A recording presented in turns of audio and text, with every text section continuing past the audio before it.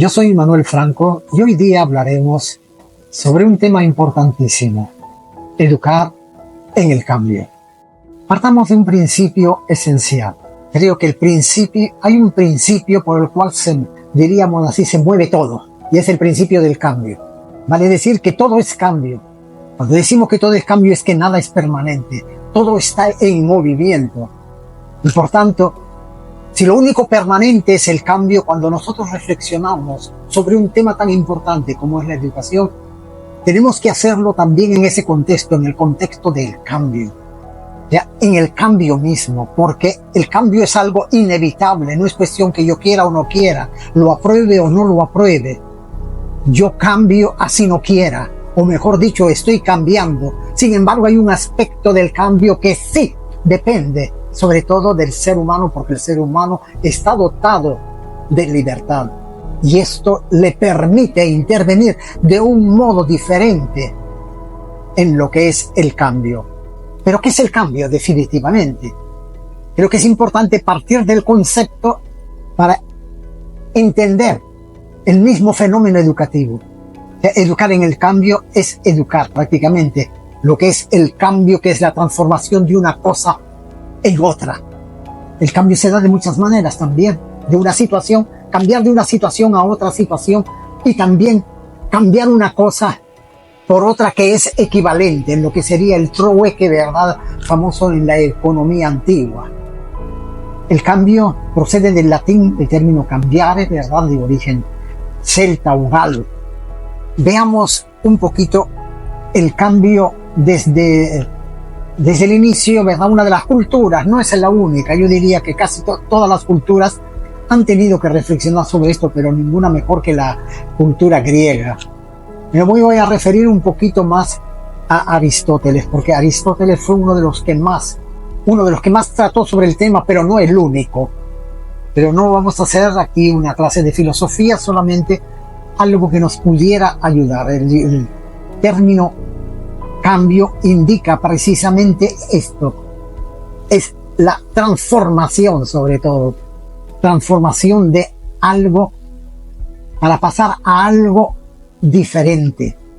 Para Aristóteles habían dos tipos de cambio: los cambios sustantivos, los cambios accidentales. Los cambios sustantivos son los que al cambiar cambia la sustantación. Ahí hay un cambio fenomenal que se va dando. Comienza algo muy pequeño y después hay todo un proceso evolutivo interesante. Igualmente pasa en la germinación. Y en el cambio accidental, cuando se cambia aspectos, pero aspectos accidentales, sin cambiar la esencia misma de las cosas.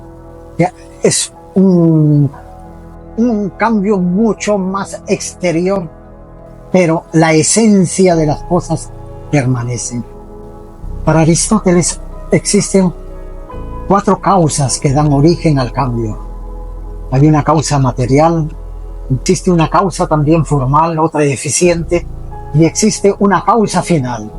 Me voy a detener un poquito más en la causa final, no por ser la única, sino una de las más importantes causas para explicar el fenómeno educativo, ya que no existe educación si no hay una causa final. Es decir, los cambios en educación se dan porque de alguna manera se persiguen como causa final del mismo.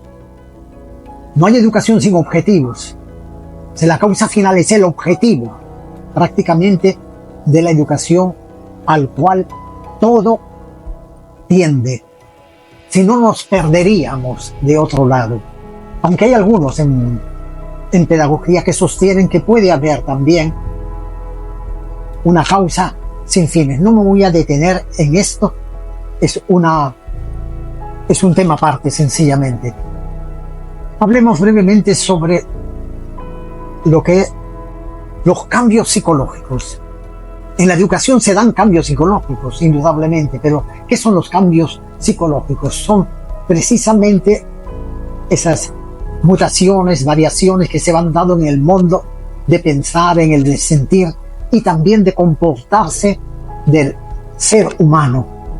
Los cambios psicológicos hay algunos que se dan prácticamente como parte constitutiva del ser, como por ejemplo todos los cambios que pertenecen a la adolescencia o lo que pueden pertenecer, ¿no?, a la edad madura.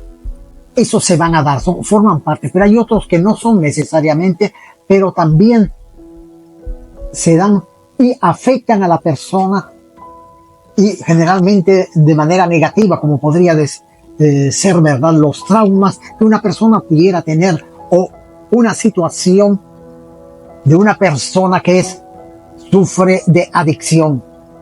Los cambios psicológicos son formas como el ser humano se va adaptando a distintas situaciones, ya que los seres vivos solamente superviven en la medida que son capaces de adaptarse a nuevas situaciones. La educación, cuando habla del cambio, es para educar precisamente y desarrollar una serie de actitudes de un lado y también destrezas para irse adaptando a las diversas situaciones que conlleva la vida, porque de eso va a depender el éxito que tiene cada persona en el desarrollo mismo de su vida personal y también dentro de la vida social. Los grupos humanos que son capaces de adaptarse a nuevas situaciones son los que los vamos a ver superviviendo, mejor dicho, no desaparecen. Lo voy a situar sobre todo mucho más los cambios en la educación en el siglo XXI. ¿Qué significan los cambios en la educación en el siglo XXI?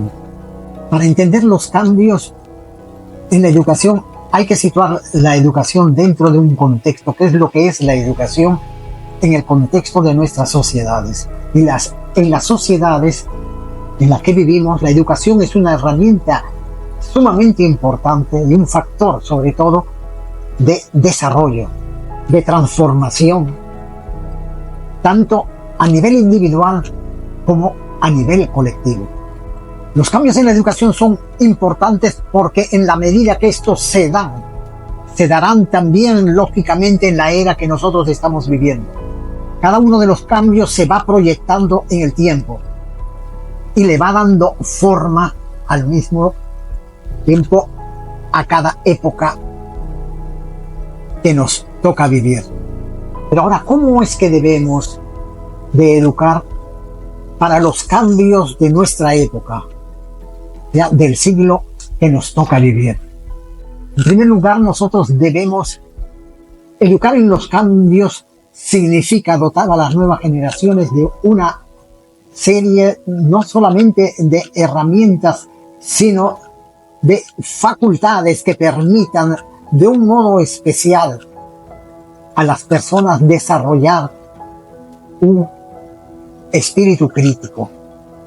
La criticidad cada vez es más buscada porque esto es lo que nos va a diferenciar mucho más dentro del desarrollo mismo, ¿verdad?, de todo lo que es la inteligencia artificial, del cual nosotros estamos a puertas y somos testigos también de su desarrollo.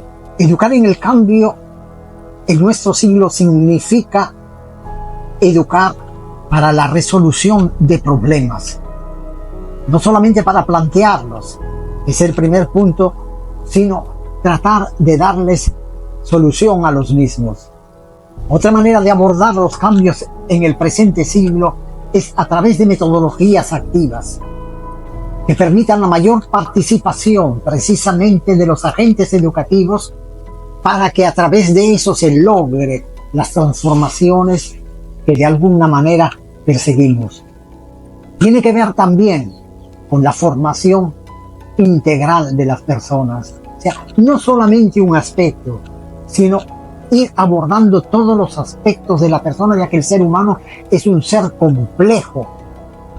Y es en esta complejidad que las personas pueden abordar los diferentes cambios que se le van presentando en la vida. ¿Cuáles serían las habilidades en los aprendizajes que debiéramos de fomentar en el siglo que estamos viviendo? Hay una que constantemente se repite. De las habilidades que más se requieren es sobre todo el fomento del espíritu crítico.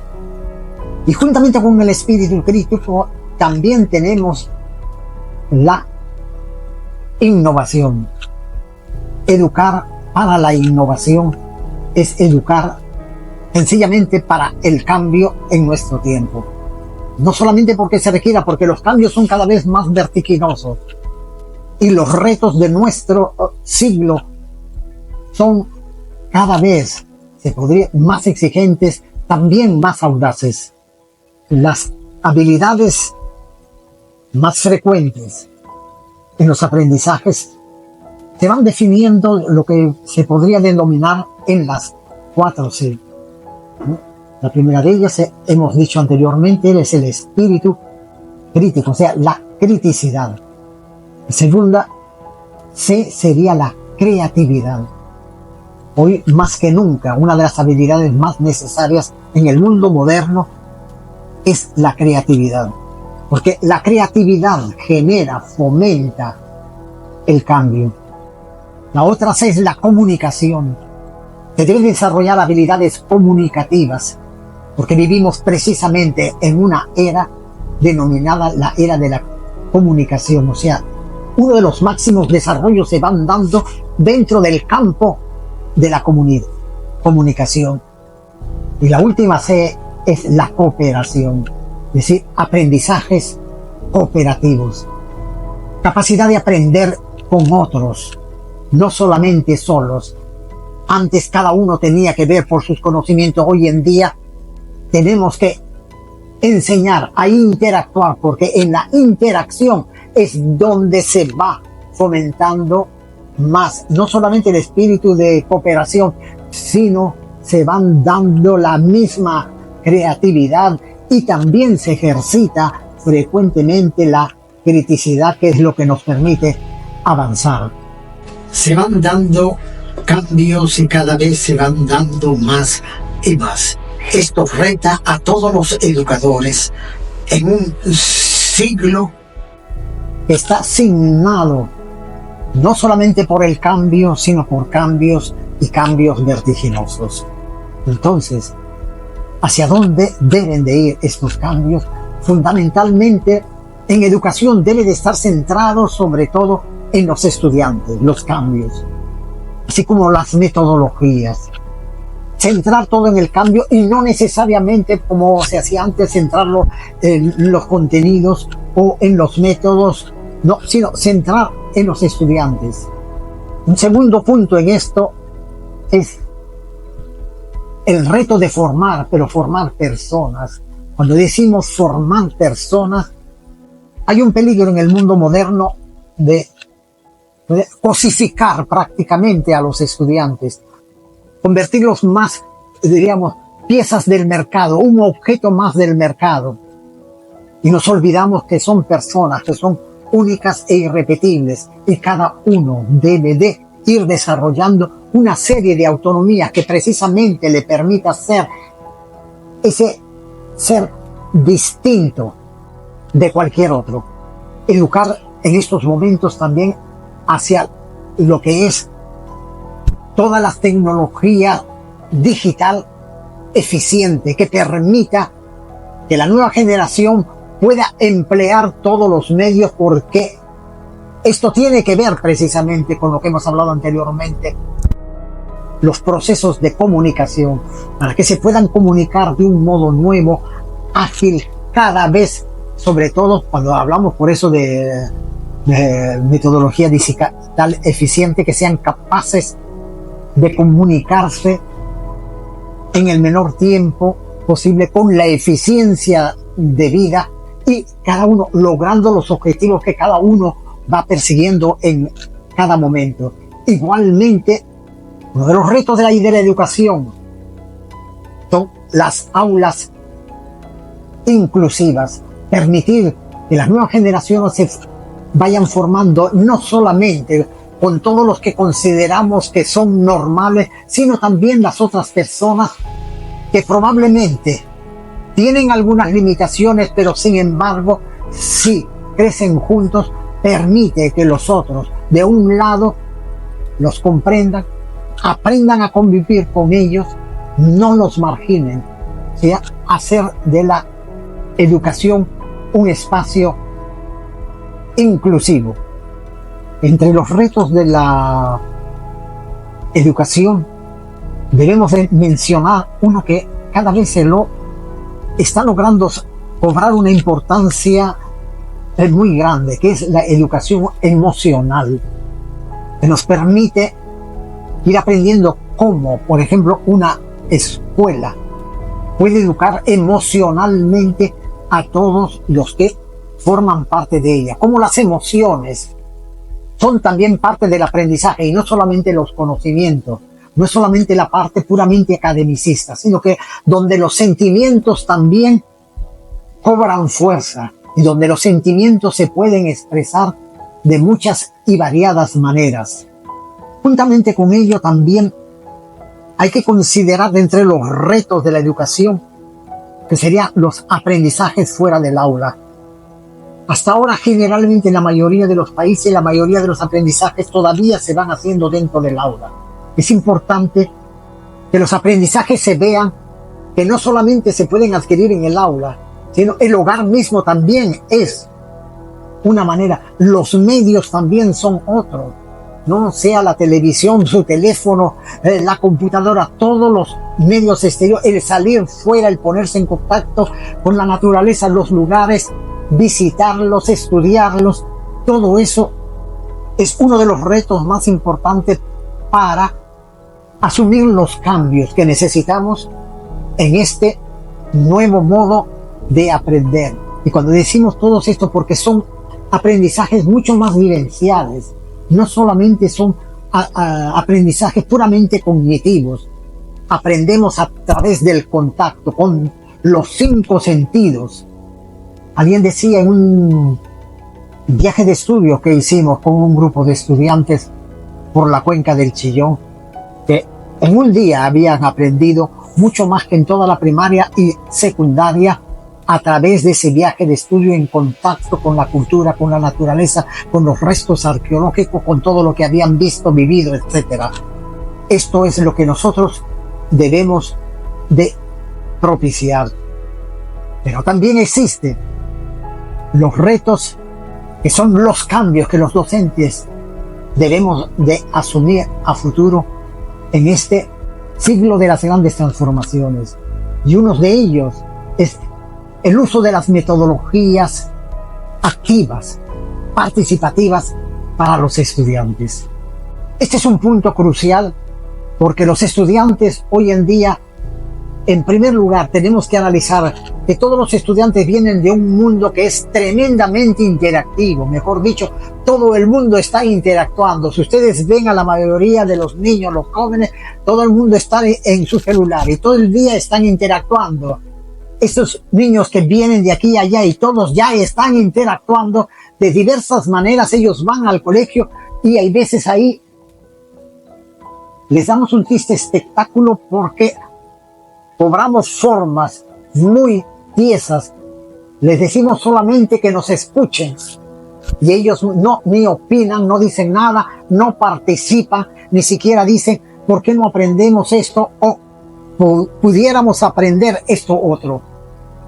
Y estos son los cambios que se nos vienen y se nos van a venir porque las exigencias van a venir porque las necesidades mismas de la nueva generación son otras. Estos retos los debemos de asumir, estos cambios los debemos de ir fomentando porque tenemos todos al frente una nueva generación, una generación que está moldeada ya por el uso de una serie de los medios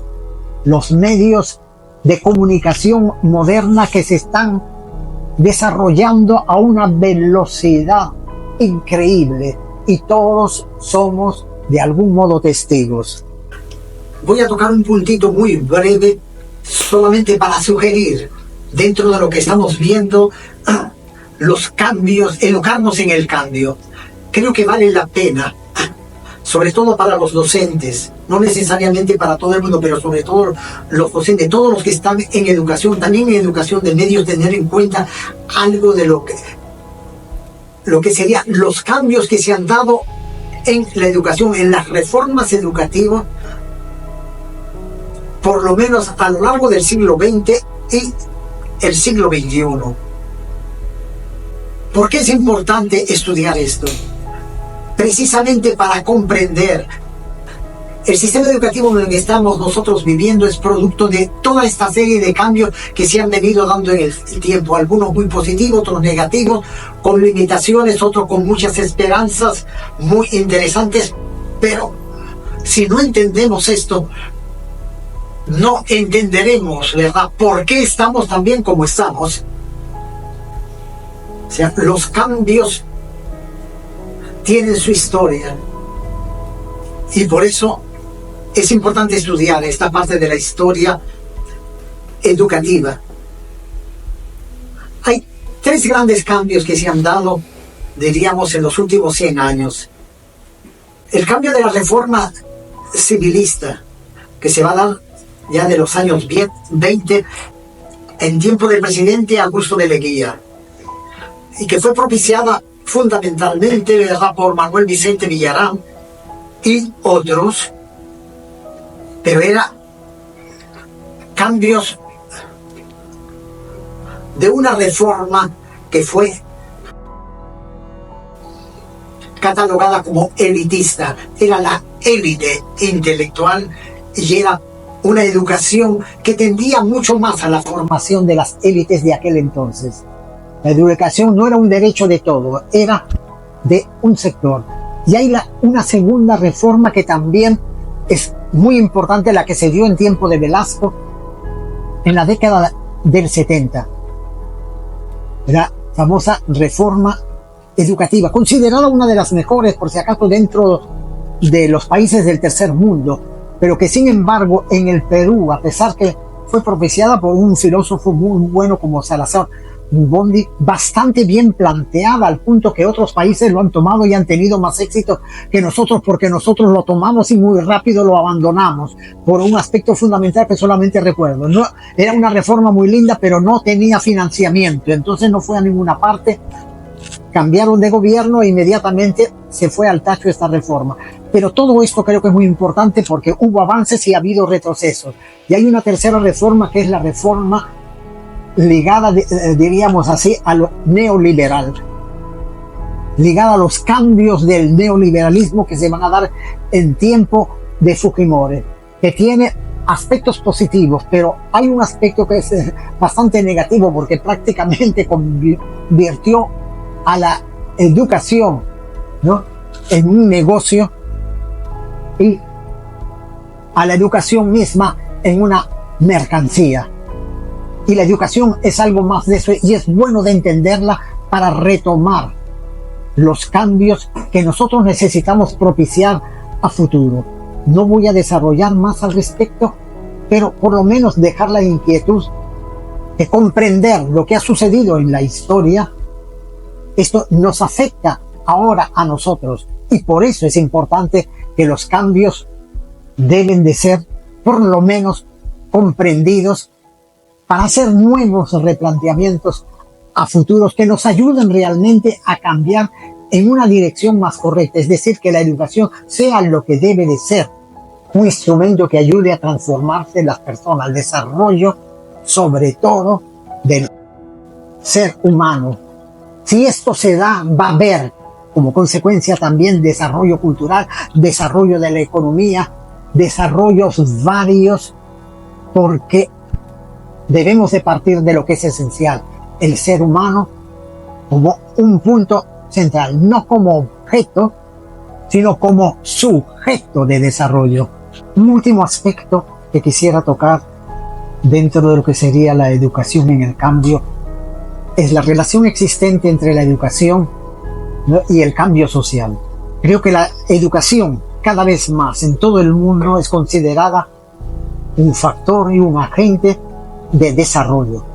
Permite a todas las sociedades desarrollar, llegar a lo que cada uno está aspirando dentro de lo que van planificando para lograr los cambios esperados en un tiempo determinado. La educación influye directamente en todos estos cambios que se van dando en la sociedad. Tal es así que cualquier sociedad, cuando quiere lograr un cambio A, lograr a un cambio B, planifica esos cambios desde la educación para que en un tiempo X se vea reflejado en la sociedad.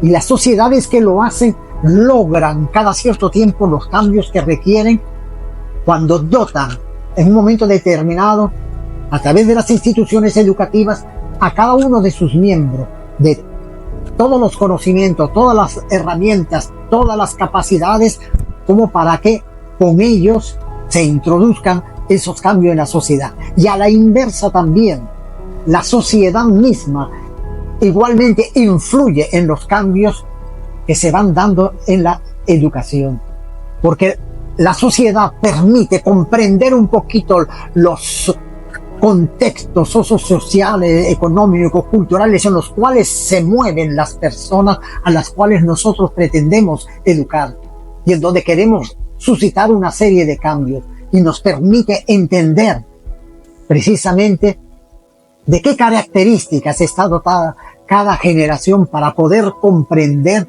y poder adaptarnos también a todas esas circunstancias.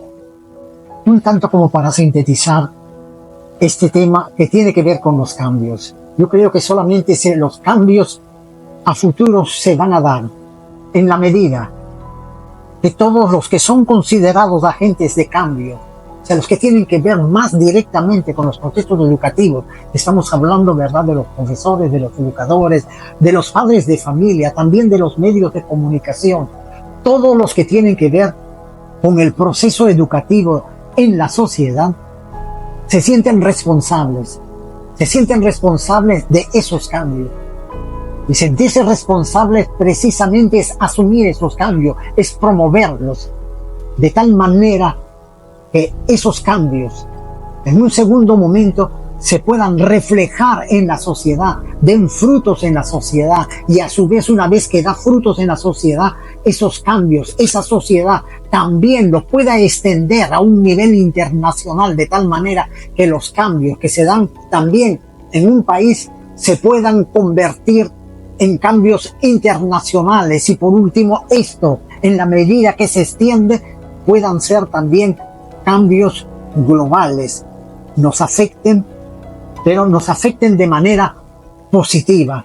No hemos hablado del aspecto negativo, estamos hablando más todas los cambios en positivo, todo aquello que de alguna manera puede contribuir para que a través de la educación nosotros logremos lo que debe de ser un producto educativo, la transformación de cada persona, la transformación de la sociedad, y por último lograr la transformación de nuestro mundo en un mundo mejor.